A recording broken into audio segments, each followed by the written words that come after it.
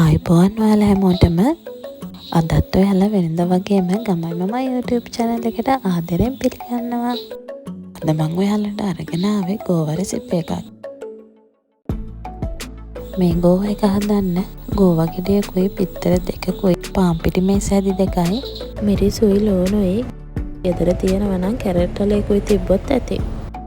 ගෝවා නොකන අයට නම් කන්න දෙන්න පුළුවන් හොඳම ක්‍රමය මේක තමයි. අපි බලමු මේක කොහොමද හදන්නේ කියලා. මේක ඔයාලට ටක් ගාලා හදාගන්න පුළුවන්. මුලින්ම ඔයාලා ගෝවා, කැරට්, මිරිස්, ලුණු මේ ටික හොඳින් පිරිසිදු කරගන්න. ඉන්පසු ඔයාලා මේ දේවල් ටික සිහින්ව කපා ගන්න. මම මේ කපන ගන්නට වගේ ඔයාලත් කපා ගන්න.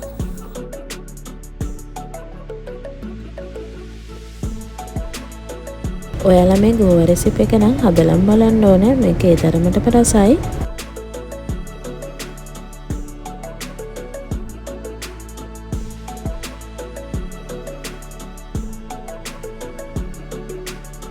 මම මේක හදන්න ගත්තේ කොච්චි. ඔයාලට අමු මිරිස් ගන්නත් පුළුවන්.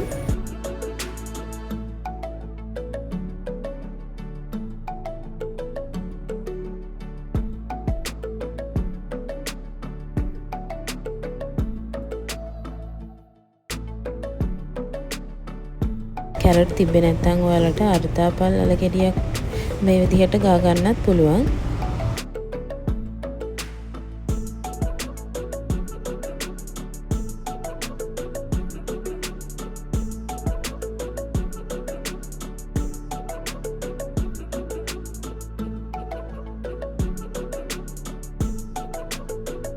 ලුණු ගෙඩිය තීනයට කපා ගන්න.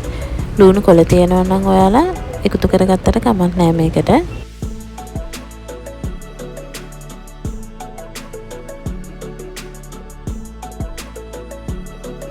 සුදු ලුණු බික් දෙකක් විතර ඇති. ගොඩක් දා ගන්න ඕනේ නැහැ.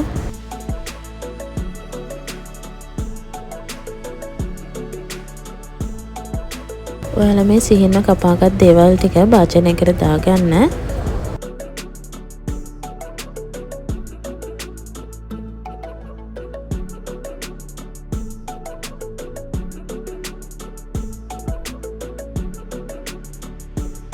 ඒකටම කෑලි මිරිස් තේ හැන්දක්,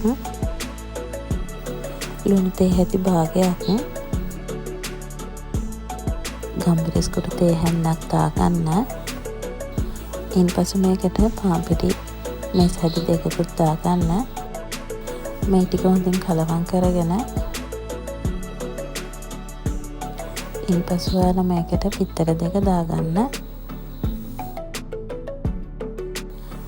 බිත්තර දෙක දාගත්තට පස්සෙත් මේක හොඳින් කලවම් කරන්න.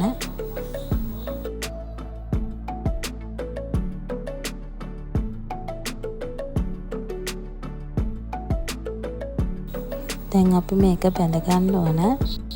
ඒකට මම ටෝස් පෑන් එකට තෙල් ටිකක් දාගත්තා. ගොඩක් දාගත්තේ නැහැ, ටිකක් දාගත්තේ. මේක බැඳ ගන්න ඕන, ගැඹුරු තෙලේ නෙවෙයි.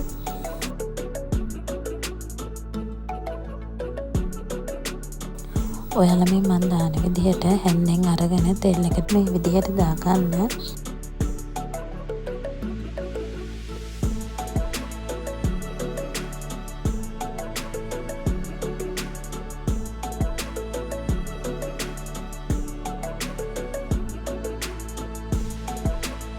මේ විදිහට විනාඩි 10ක් විතර තියලා අනිත් පැත්ත හරව ගන්න.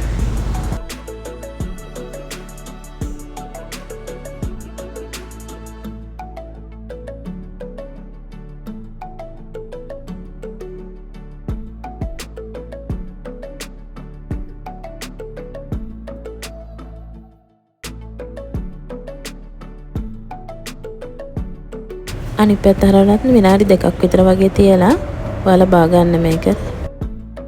ගොඩාක් ගුරු පාට වෙනකම් බැද ගන්න එපා. රන්වන් පාට වගේ වෙනකොට බා ගන්න ඕන. ගෝවා එක හදලා ඉවරයි. අපි බලමු මේකේ රස කොහොමද කියලා. ඔයාලට මේක බත් එක කන්නත් පුළුවන්. එහෙම නැත්නම් තේ බොන වෙලාවට කන්නත් පුළුවන්. ඔයාලත් මේක හදලා බලලා රස කොහොමද කියලා අමතක නොකර කමෙන්ට් එකක් දාන්න. මේ වගේ වීඩියෝ දිගටම නරඹන්න කැමති ඔයාලා ළමයි මම YouTube channel එක subscribe කරලා තියාගන්න.